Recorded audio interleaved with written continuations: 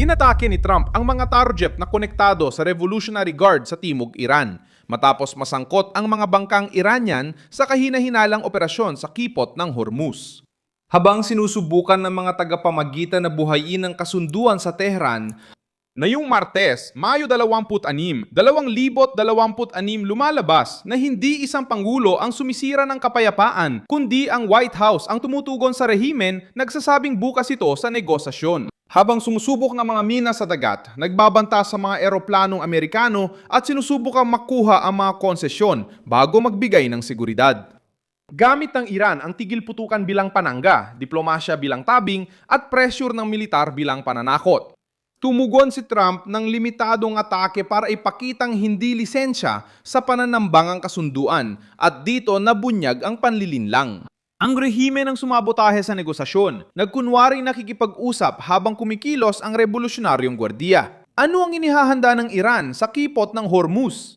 Bakit sinasabi ng Tehran na gusto nila ng kapayapaan pero pinapagalaw pa rin ang barko at misil? Paano nabaliktad ni Trump ang sitwasyon bago sumabog ang bitag laban sa Estados Unidos? Ikukwento ko sa iyo lahat ng ito. Kung gusto mo ng diretsong nilalaman, mag-subscribe ka na dahil araw-araw may ganitong video dito.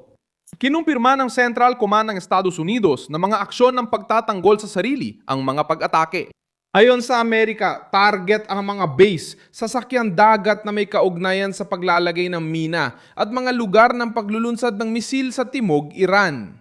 Naganap ang operasyon habang sinusubukan ng mga diplomat magharap ng solusyon sa krisis sa pamamagitan ng hindi direktang pag-uusap kasama ang Iran, Estados Unidos, Qatar at iba pang regional na tagapamagitan. Ang reaksyon ng Washington ay dumating dahil ang negosasyon ay naiipit ng isang mapanganib na hakbang sa dagat.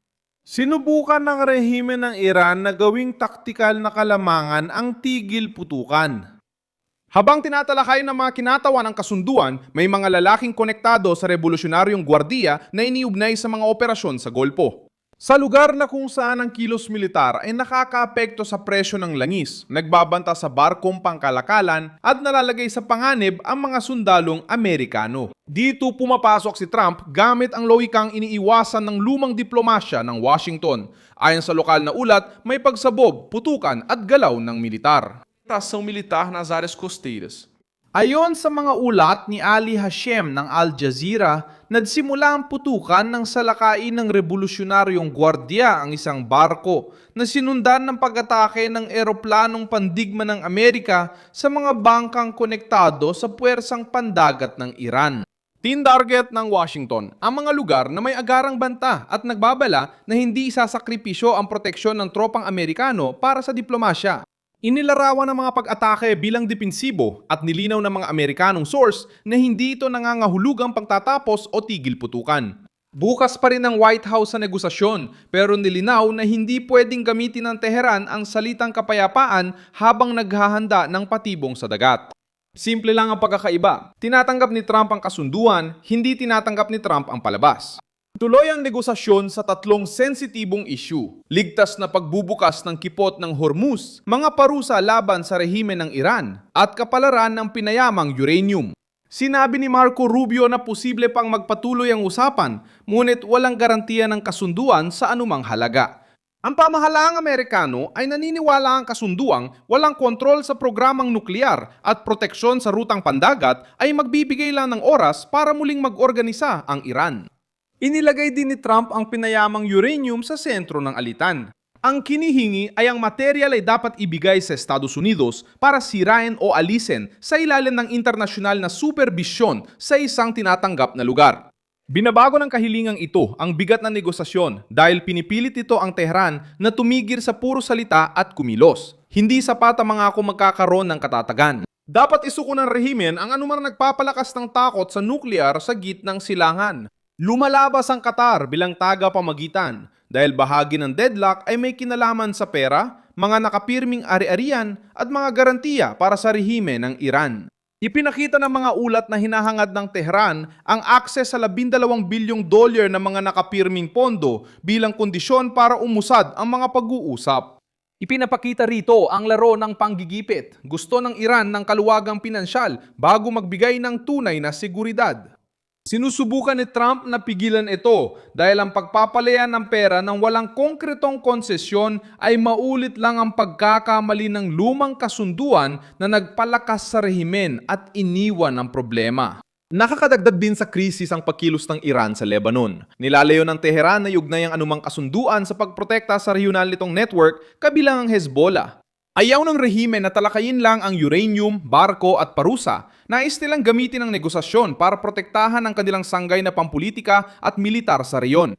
Ito ang bahaging iniiwasan ng media na anti-Trump. Nais ng Iran ng negosasyon bilang estado, ngunit gumagamit ng kaalyadong grupo para dagdagan ang presyon.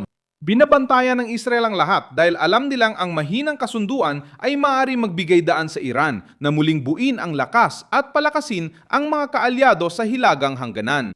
Ang mga tensyon sa Lebanon at ang mga pag-atake na kinasasangkutan ng Hezbollah ay napasama na sa usapan na nagdudulot ng mas maraming balakid para sa anumang tunay na kapayapaan. Hindi lang ito crisis sa dagat, nakatayang network ng kapangyarihan mula Golpo hanggang Mediterranean.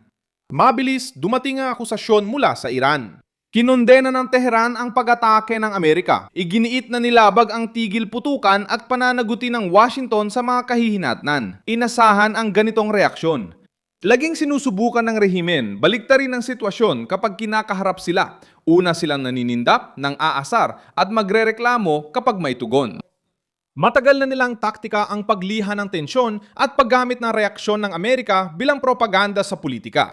Ang pagkakaiba ngayon ay hindi hinahayaan ni Trump na manatili lang ang krisis sa usapin ng mga diplomatikong pahayag. Depende ngayon sa desisyon ng Tehran na mangyayari. Maaring ipagpatuloy ng rehimen ang pagsubok kay Trump at isugal ang posibilidad ng bagong tugon militar. Maaari nilang tanggapin na uusad lang ang negosasyon kung may tunay na garantiya. Gusto ng Estados Unidos na bukas ang estrecho ng Hormuz at protektado ang trapiko sa dagat. Hindi dapat makuha ng rehimen ang pinayamang uranium at dapat mabawasan ang banta sa rehiyon. Kung wala nito, anumang dokumentong mapirmahan ay magiging walang saysay na papel lang. Si Trump ay nasa puntong sinusubukang pigilan ang paggamit ng diplomasya laban sa Estados Unidos. Ang pag-atake sa Timog Iran ay hindi bilang pagputol ng negosasyon, kundi isang operasyonal na babala. Sinabotahe ng rehimen ang sitwasyon gamit ang sabay-sabay na paggamit ng mina, misil at presyur sa rehiyon. Ngayon, alam na ng Tehran na kung itutuloy nito makikipagnegosasyon na itong sabay na tumitingin sa mesa at langit. Hindi na nakadepende sa mabuting loob ng mga ayatollah ang tugon ng Amerika. Ako si Milson Alves Global, layunin kong mapanatili kang may tamang impormasyon araw-araw. Ang mga link ng balita ay nasa video description. I-like ang video, mag-subscribe sa channel at sa uli, tingnan ang mga komento para maging aktibo sa komunidad ni Milson Alves.